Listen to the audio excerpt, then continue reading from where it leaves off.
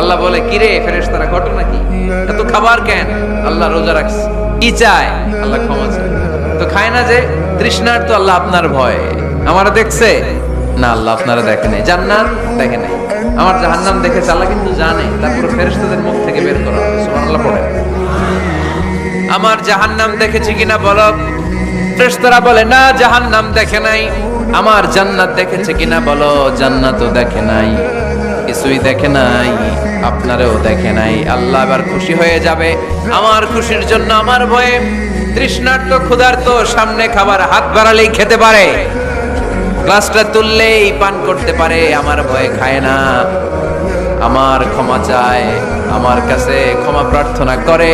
এখন আমার বান্দা যা দোয়া করবে, বান্দার সব দোয়া আমি কবুল করে নেব।